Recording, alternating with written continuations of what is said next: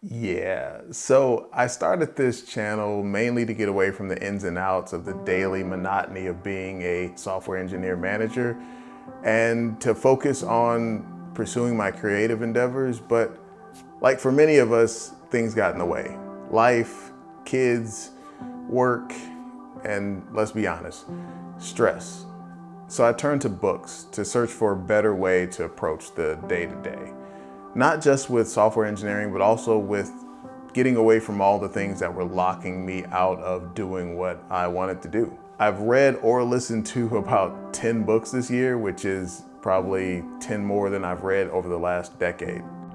In Seth Godin's book, The Dip, he writes, "Every new project or job or hobby or company starts out exciting and fun.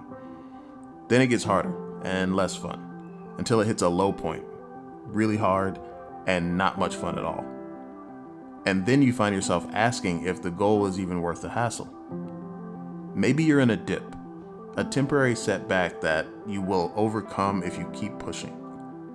But maybe it's really a cul-de-sac, which will never get better, no matter how hard you try."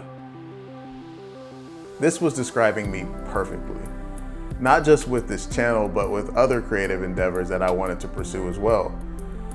The book even mentions that you might run into a dead end where you're working and working at something and it's just not really turning out to what you want it to be. So in those cases, maybe you should quit.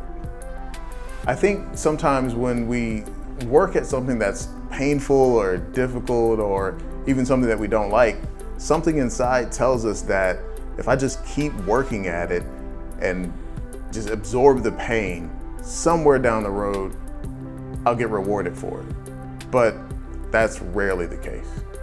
I've been in software engineering for over 15 years now. And when I started YouTube, I was wondering, is there anything I really have to offer this space, to offer you? And the funny thing is over the last couple of months, I've gotten some responses on one of the videos that I posted, the truth about being a software engineer. And one particular subscriber reached out to me and he was asking about whether or not he should pursue a software engineering role or a business analyst role. And I did my best to explain to him my personal experience and the things that I learned over the years. And I was wondering if my advice was useful, but in fact, in his words, it was extremely useful and extremely helpful.